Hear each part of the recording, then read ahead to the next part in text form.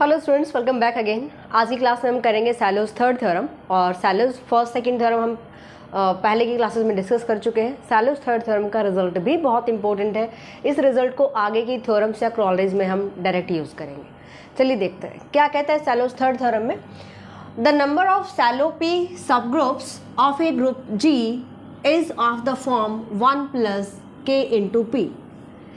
कहता है कि Sylow's number of cellos P सब group of a group G के जो जितने भी सैलोज पी सब ग्रुप होंगे वो किस फॉर्म के होंगे, 1 + k × p फॉर्म के होंगे, where p is any prime number. And second जो कंडीशन है कि 1 + k × p divides order of g, यानी कि ये जो नंबर है ये डिवाइड करेगा ऑर्डर ऑफ g को। k being a non negative integer, यहाँ पे जो k हमने यूज किया है this is a positive integer, non negative integer. Okay, तो ये हमें प्रूव करना है। नंबर ऑफ सैलोज पी सब ग्रुप होने चाहिए 1 + k × p फॉर्म में। ओके, सबसे पहले वो प्रूव करेंगे, इसके बाद बताएंगे कि इसको डिवाइड करेगा, यानी 1 + kp ऑर्डर ऑफ g को डिवाइड करेगा। प्रूफ देखते हैं। Let p be sylow p सब group of g, then by definition of sylow p सब ग्रुप क्या होता है कि order of p is equals to p⁻n and p⁻n divides order of g, but p⁻n + 1 does not divide order of g। ठीक है, यहां पर हमें जो प्रूव करना है उसके लिए हम लेकर चलते हैं। Let g equals to union of p x p for all x। J को हमने लिया union of p x × p form में। ओके, अब इसको हम लिख सकते हैं this is equals to union of where x belongs to n of p, p x p, union of all x does not belongs to n of p, p x p।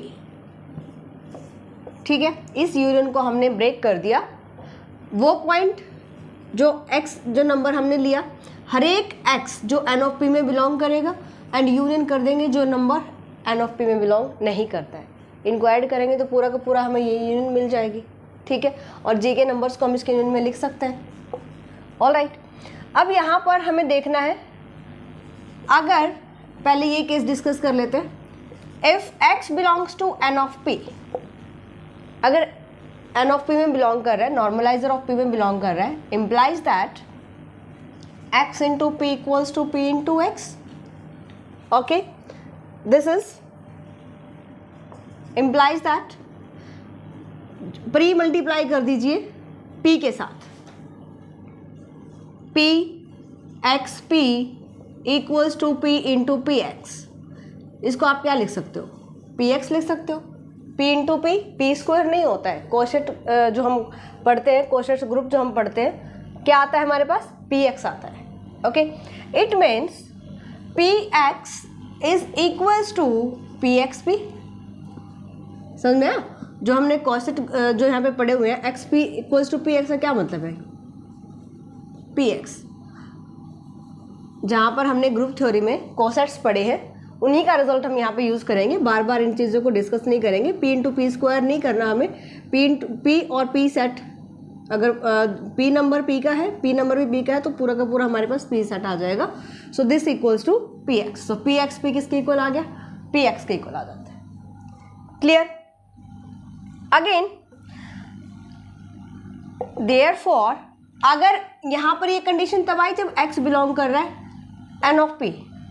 सो अगर मैं union find out करती हूँ, union of p x p for all x belongs to n of p, this equals to, इसकी value put कर सकती हूँ मैं यहाँ पे, union of x belongs to n of p, इसकी वैल्यू पुट कीजिए p × x, p x p हमने इक्वल फाइंड आउट कर दिया p × x के। अब अगर आप ऑल राइट कोसेट्स को, x नंबर किसका है, g का नंबर है, तो ये क्या हुआ हमारे पास, right coset. All right cosets की यूनियन करते हैं तो वो किसके इक्वल आता है, n ऑफ p के इक्वल। रीजन यहाँ पे दे सकते हो, p as P is subgroup of N of P, P subgroup होगा N of P का, and union of distinct right cosets of P in G are equal to N of P. ठीक है, result होता है हमारे पास. तो union को हमने क्या लिख दिया, N of P के इक्वल. तो ये पहला केस तो हमारे पास सॉल्व हो गया कि ये जो यूनियन हमारे पास आई है किसके इक्वल आ गई, N of P के इक्वल आ जाती है. चलिए सेकंड केस डिस्कस करते हैं. ये केस हम डिस्कस करते हैं. If X doesn't belong to N of P implies that left coset is not equals to right coset. अगर N of P में बिलोंग ही नहीं करता है, X P not equals to Px. ठीक है, यहाँ पर हमें वैल्यू चाहिए एक्स पी एक्स इनवर्स की. क्यों, देखिए मैं यहाँ पर एक्स इनवर्स से पोस्ट मल्टीप्लाई कर देती हूँ. X P X inverse is not equals to P. लिख सकते हैं.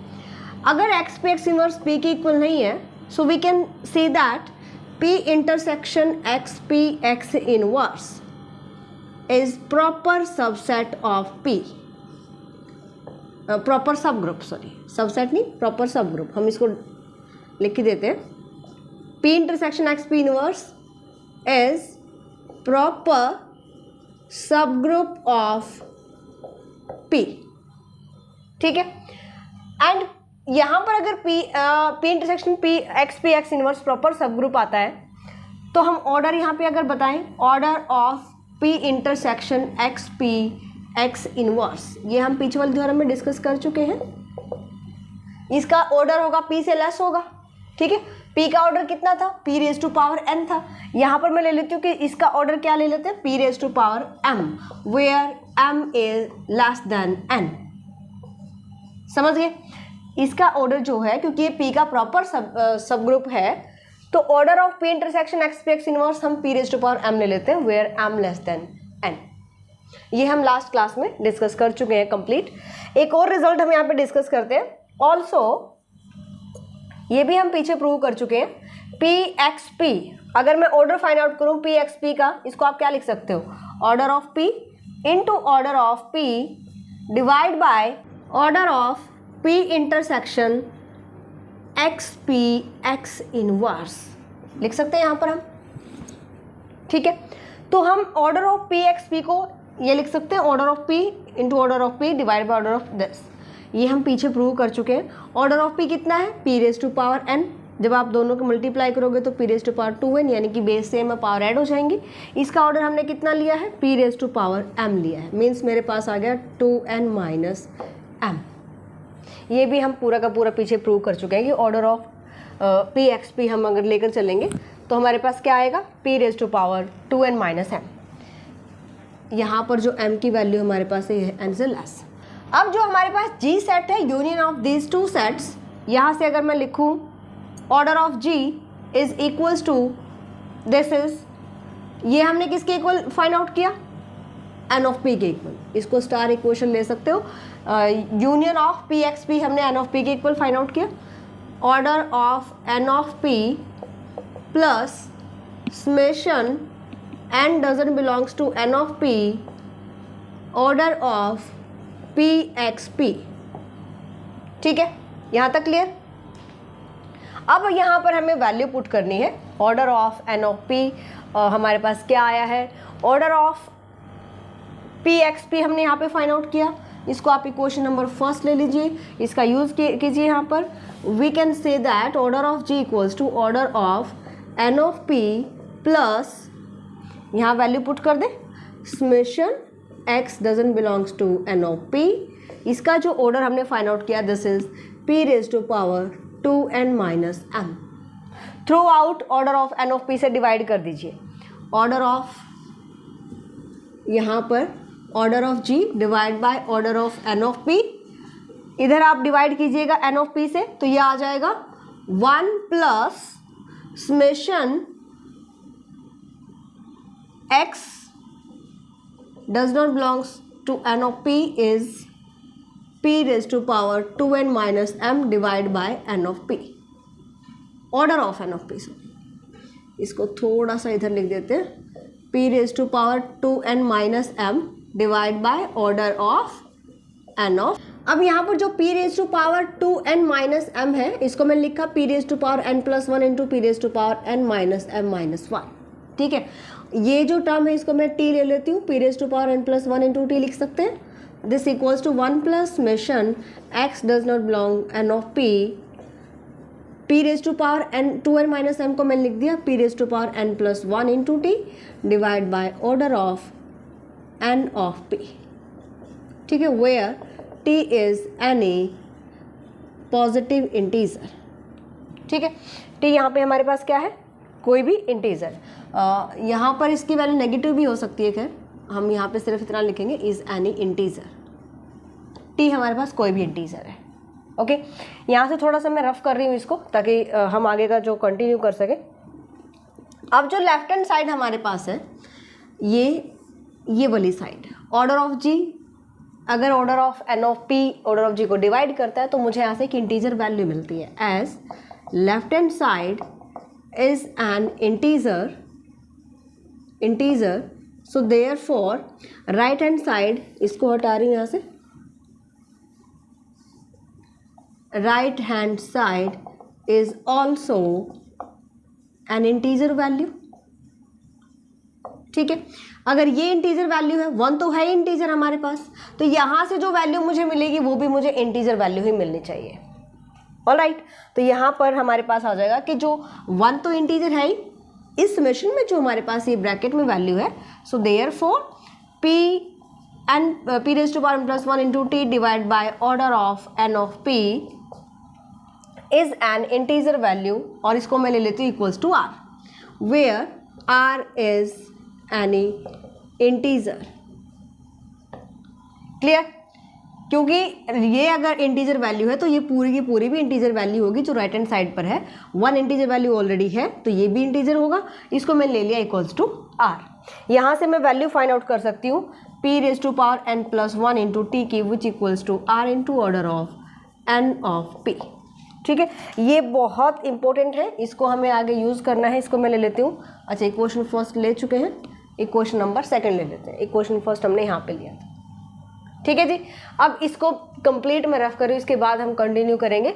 और यहाँ पर जो हमें प्रूव करना है, हमें ये वाला स्टेप ही चाहिए, इसके हमें कोई ज़रूरत नहीं है। चलिए जी, आगे देखते हैं, आगे कंटिन्यू करते हैं। अगेन, क्योंकि p सब ग्रुप है n ऑफ p का, as p is subgroup of n of p।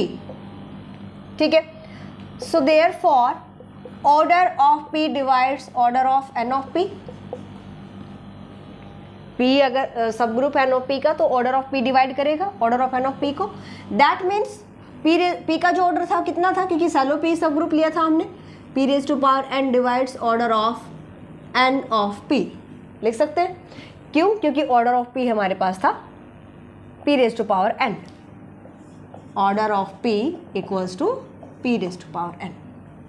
Alright, implies that order of, अगर p raise to power n divide करता है इस नंबर को, so order of n of p is equals to p raise to power n into some integer.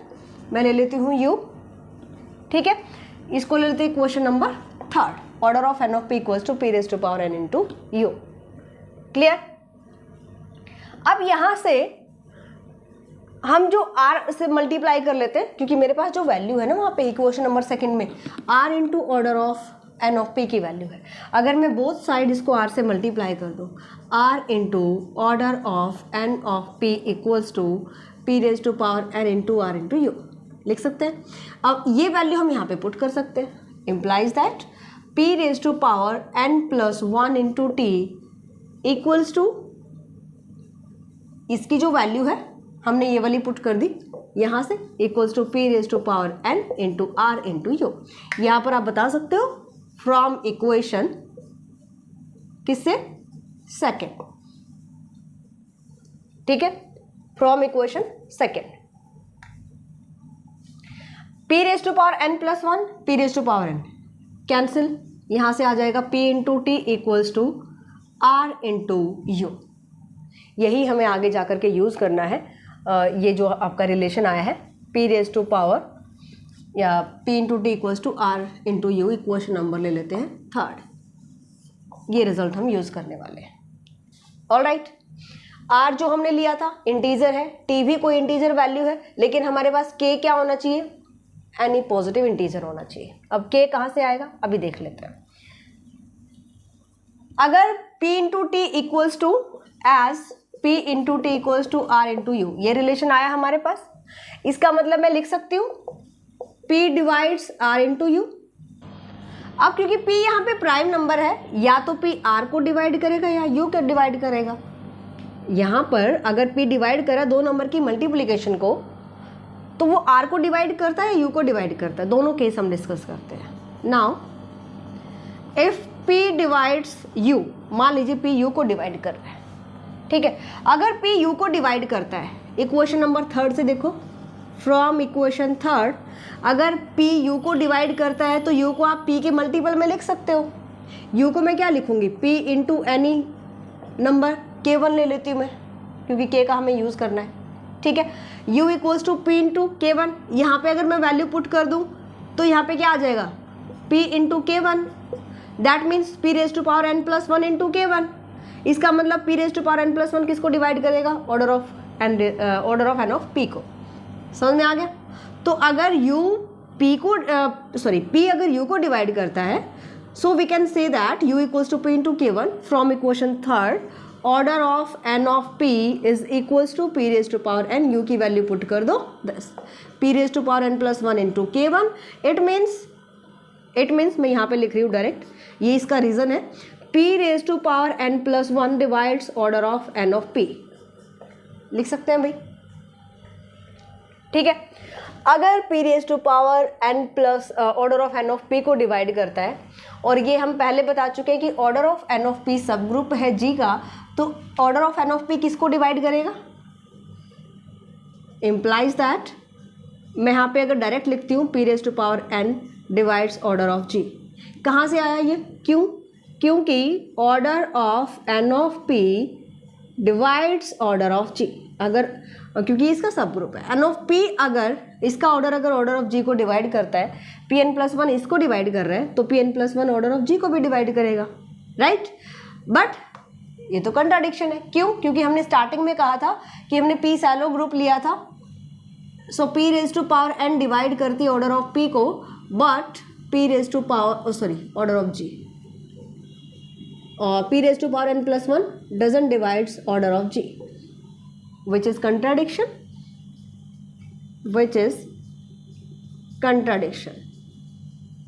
and this contradiction proves that our assumption is wrong, means p does not divide u। अगर p u को divide नहीं करता तो यहाँ से मेरे पास क्या आ जाएगा, p डिवाइड्स r, ठीक है। अगर p r को डिवाइड कर रहा है, इसका मतलब ये हुआ कि r by p divides r by p is any integer, ठीक है। अगर p r को डिवाइड कर रहा है, r क्या है, इंटीजर वैल्यू है, समझ में r हमने इंटीजर लिया था, तो p अगर r को डिवाइड करता तो आंसर भी मेरे पास कोई इंटीजर ही आएगा। ये मैं ले लेती हूँ k, let r by p equals to k, clear. It means from equation third, r by p equals to, p को इधर ले जाओ, u को इधर शिफ्ट कर दो, t by u equals to k हो गया, लिख सकते हैं ऐसा, this is u, okay. And अगर r by t by u की वैल्यू मेरे पास आ जाती है, तो मैं इसको पुट कर सकती हूँ, so therefore order of g divide by order of n, 1 plus p raise to power n plus 1 into T divide by order of n of p, order of n of p यहाँ से value उठाओ, put कर दो, p raise to power n into U, 1 plus p into T divide by u, t by u की value क्या है, k, 1 plus t by u को मैंने k पुट किया, k इंटू p, और ये किसकी वैल्यू आई है, order of G divide by order of N of P. ठीक है, तो यहाँ से ये मेरे पास आ जाती है क्वेश्चन नंबर 4। यहाँ तक क्लियर है। अब यहाँ पे आपको एक लेमा का यूज़ करना है। वो लेमा शायद लास्ट क्लास में मैंने नहीं करवाया है, अगर नहीं करवाया होगा मैं चेक करूँगी, उसको नेक्स्ट क्लास में कवर करेंगे। क्या हमारे पास है, P be a shallow P subgroup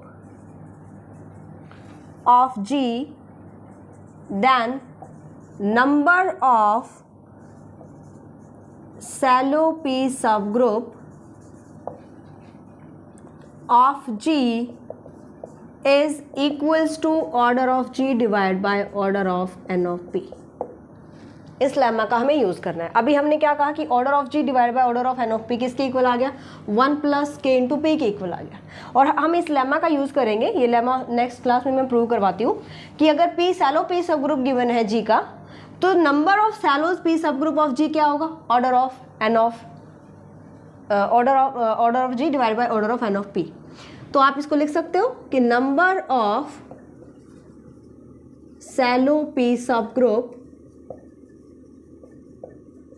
is of the form 1 plus k into p, क्योंकि हमने किसके इक्वल फाइंड आउट किया। अभी हमने कहा कि इस number of Sylow P subgroup होंगे order of G divide by order of N of P. ये इक्वल आ गया 1 प्लस के इंटू पी के। It means number of cellos P सब group of G is of the form 1 plus K into P. Clear. तो हमारा एक part यहाँ से प्रूव हो जाता है। अब हमें बताना है कि ये इसको डिवाइड करेगा। ओके क्या 1 plus K into P divides order of G, हमें ये प्रूव करना है। ऑलराइट, अब ऑर्डर ऑफ जी, ये जो रिजल्ट हमारे पास निकला है इसको थोड़ा सा रफ कर देती हूँ यहाँ से। कौन सा रिजल्ट, कि order of G divide by order of N of P किसके इक्वल आ गया, 1 प्लस के इंटू पी के इक्वल आ गया। हम ऐसे लिख सकते हैं, ऑर्डर ऑफ जी यहाँ लिख देते हैं, order of G is equals to 1 plus K into P into order of N of P. It means order of G is multiple of 1 plus KP, implies that 1 plus K into P divides order of G. यही हमें prove करना था इसके second part में। कौन सा, कि 1 plus K into P divides order of G। Understand. तो ये आपके पास है सैलोज थर्ड थ्योरम, जो लेमा अभी मैंने बताया आपको नेक्स्ट क्लास में हम प्रूव करेंगे। तो cellos third theorem, first theorem and second theorem तीनों ही मोस्ट इंपॉर्टेंट है। आज की क्लास में यहीं तक करेंगे। इसके बाद की जो आपके पास इंपॉर्टेंट थ्योरम्स और इंपॉर्टेंट क्रॉलरीज हैं वो भी हम सब डिस्कस करेंगे। तो अब कंटिन्यूशन में आपको क्लासेस मिलेंगी। बीएससी की क्लासेस को हम ये यूनिट कंप्लीट करने के बाद कंटिन्यू करेंगे। हमारी ये यूनिट में अभी हाफ यूनिट कवर हुई है, फर्स्ट यूनिट। ये जो नोट्स जो मैंने टेलीग्राम ग्रुप पर डाले हैं ये स्पेसिफिकली अगर यूज़ होते हैं तो एमडी यूनिवर्सिटी में यूज़ होते हैं, बट जो जीजेयू का सिलेबस है वो भी हम करेंगे। इसी के सेकेंड यूनिट में स्टार्ट हो जाएगा। सो डोंट वरी, सिलेबस आगे पीछे हो सकता है, आपके टॉपिक्स आगे पीछे हो सकते हैं, बट ये थ्योरम्स आपको सभी, यानी सारा जो एब्स्ट्रैक्ट अलजेब्रा का जितना भी हम यहाँ पे मटेरियल करेंगे, सारा का सारा जितना भी कंटेंट करने वाले आपको बिल्कुल बेनिफिशियल रहेगा आपके लिए। ओके, सो अगर क्लास पसंद आई है तो इसको लाइक और शेयर कीजिएगा अपने फ्रेंड्स में। मिलते हैं नेक्स्ट क्लास में। Bye, take care.